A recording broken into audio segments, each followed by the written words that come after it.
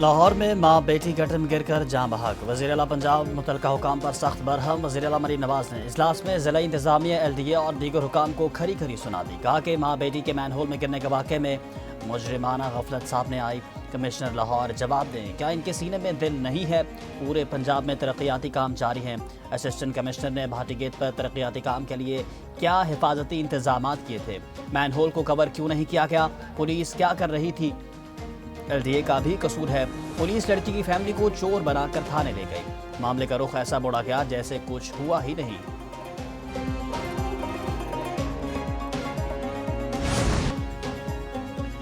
مین whole میں گرنے والی ماں کی لاش 6 اور بیٹی کی 17 گھنٹے بعد ملی۔ لاہور میں بھاٹی گیٹ کے قریب گٹر میں گرنے والی 22 سالہ سعدیہ کی لاش کچھ دور سے نکال لی گئی۔ 10 ماہ کی بچی کی لاش کافی دور سگیاں کے مقام سے ملی۔ لاہور کے ضلع انتظامیہ اور پولیس معاملہ دبانے کی کوشش کرتی رہی۔ نااہلی چھپانے کے لیے LDA، واسا ریسکیو اور پولیس واقعے کو جھوٹ قرار دیتی رہی۔ پولیس نے الٹا بچی کے والد کو 6 گھنٹے تک تھانے میں زیر حراست رکھا۔ DIG فیصل کامران نے بعد میں اعتراف کیا کہ CCTV فوٹیج سے متاثرہ خاندان کی ہر بات سچ ثابت ہوئی۔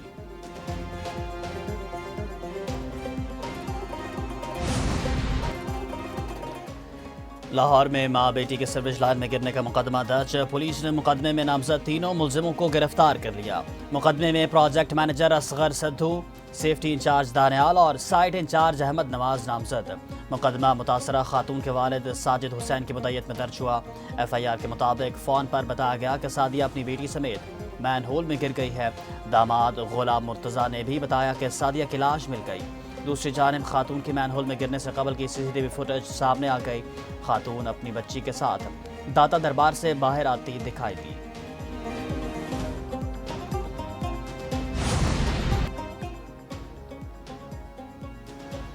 بھاٹی چوک میں ماں بیٹی کے گٹر میں گرنے کا واقعہ، DG LDA کا سخت ایکشن۔ داتا دربار ترقیاتی منصوبے پر کام کرنے والی پوری ٹیم معطل کر دی گئی۔ Project director, deputy director, assistant director اور سب انجینئر شامل۔ کانٹریکٹر پر فوری مقدمہ درج کرانے کی ہدایت کی۔ پروجیکٹ پر کام کرنے والی نجی کمپنی کو شو کاز نوٹس جاری۔ DG LDA کی نیسپا کے ریزیڈنٹ انجینئر کی معطلی اور محکمانہ کارروائی کی سفارش۔ سندھ حکومت نے ثانیہ گل پلازا کی عدالتی تحقیقات کے لیے باضابطہ خط لکھ دیا۔ چیف جسٹس ہائی کورٹ کو خط میں حاضر سروس جج سے انکوائری کرانے کی سفارش۔ گل پلازا آگ لگنے کے ذمہ داروں اور انتظامی غفلت کا تعین کیا جائے گا۔ سینئر وزیر شرجیل میمن کہتے ہیں کہ director, additional director civil defence, director water board اور دیگر کو معطل کر دیا۔ بلڈنگ انتظامیہ نے آگ سے نمٹنے کے انتظامات نہیں کیے تھے۔ آگ لگنے کے وقت پلازے میں 2 سے 2.5 ہزار افراد تھے۔ پلازے کی لیز میں سنگین بے ضابطگیاں ہوئی۔ اینٹی کرپشن کارروائی کرے گا، کسی سیاسی جماعت کے دباؤ میں نہیں آئیں گے۔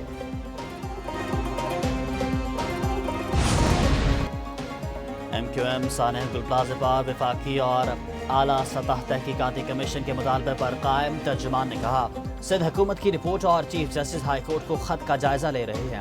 پارٹی کی مرکزی قیادت قانونی ماہرین سے مشاورت کے بعد حتمی موقف دے گی۔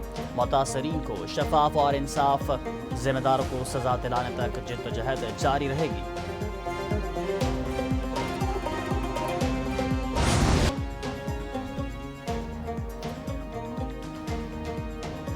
گل پلازا میں آگ گراؤنڈ فلور کی دکان نمبر 193 سے پھیلی۔ سندھ حکومت کی کمیٹی کی تحقیقاتی رپورٹ میں انکشافات، بچے سے ماچس جلنے کے باعث آگ بھڑکی۔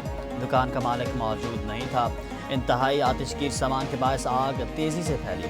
گل پلازے میں فائر الارم، اسپرنکلر اور فائر سیپریشن سسٹم نہیں تھا۔ بجلی بند ہونے میں تاخیر سے آگ نے شدت اختیار کی۔ پانی کی فراہمی میں تاخیر سے ابتدائی فائر فائٹنگ ناکام رہی۔ عمارت میں ایمرجنسی اخراج کے راستے ناکافی اور بند تھے۔ سیڑھیوں اور راستوں میں دھواں بھرنے سے افراد پھنس گئے۔ میزرائن فلور سب سے زیادہ متاثر ہوا۔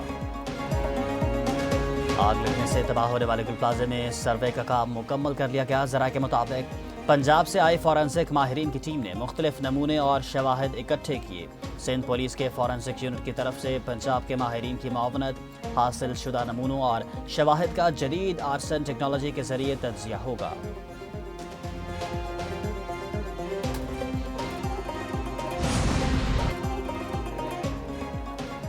साने गुल प्लाजा के बाद कई सरकारी इदारों की कारकर्दगी पर सवालिया निशान। बुलंद इमारतों को फायर सेफ्टी का NOC देने वाला महकमा सिविल डिफेंस गैर फाल।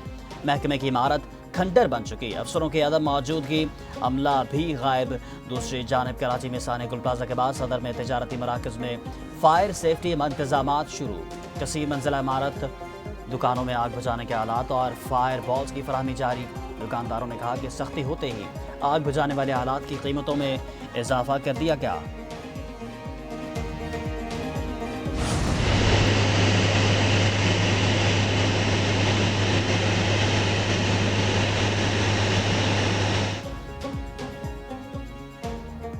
पाकिस्तान और बांग्लादेश में बराह रास्त फ़िज़ाई राबता 14 साल बाद बहाल हो गया।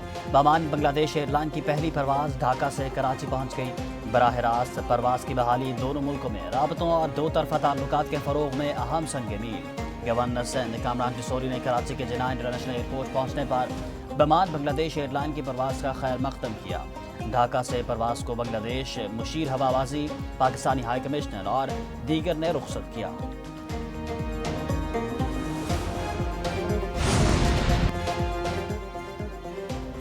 PIA की निजकारी के हवाले से दस्तावेजात पर दस्तखत की तकरीब। वज़ीर-ए-आज़म शहबाज शरीफ और फील्ड मार्शल से सैयद आसिफ मुनीर की तकरीब में शिरकत। नायब वज़ीर-ए-आज़म साख्तार और दीगर ने भी शिरकत की। आरिफ हबीब कंसोर्शियम 180 अरब रुपए की सरमायाकारी करेगा। वज़ीर-ए-आज़म शहबाज शरीफ ने कहा कि PIA की कामयाब निजकारी मुकम्मल होने पर पूरी कौम को मुबारकबाद पेश करते हैं। आरिफ हबीब और उनकी टीम की कारकर्दगी मुल्क की तरक्की के लिए नुमाया है। उम्मीद है PIA की असमत रफ्ता बहाल होगी।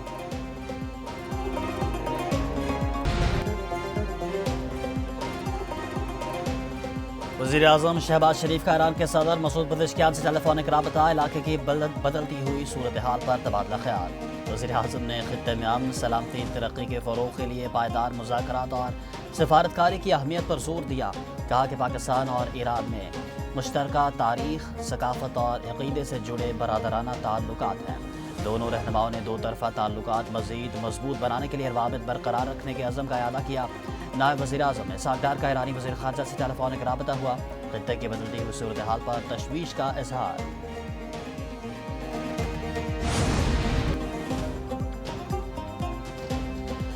ईरान की किसी भी मुमकिन हमले से निपटने के लिए तैयारियां जारी। ईरानी फ़ौज में 1000 स्ट्रैटेजिक ड्रोन शामिल। ड्रोन्स हमले, जासूसी और इलेक्ट्रॉनिक वॉरफेयर के लिए तैयार किए गए। वज़ीर ख़ारजा अब्बास अराग़ची कहते हैं कि ईरानी फोर्सेस की उंगलियां ट्रिगर पर हैं। अमेरिका के किसी भी हमले का भरपूर जवाब देंगे। ईरानी हकूक़ का तहफ़्फ़ुज़ और जौहरी हथियारों से पाक मुआहिदा चाहते हैं। अमरीकी वज़ीर ख़ारजा मार्को रूबियो ने कहा कि ईरानी मईशत ज़वाल का शिकार है। हुकूमत मज़ीद कमज़ोर हो रही है।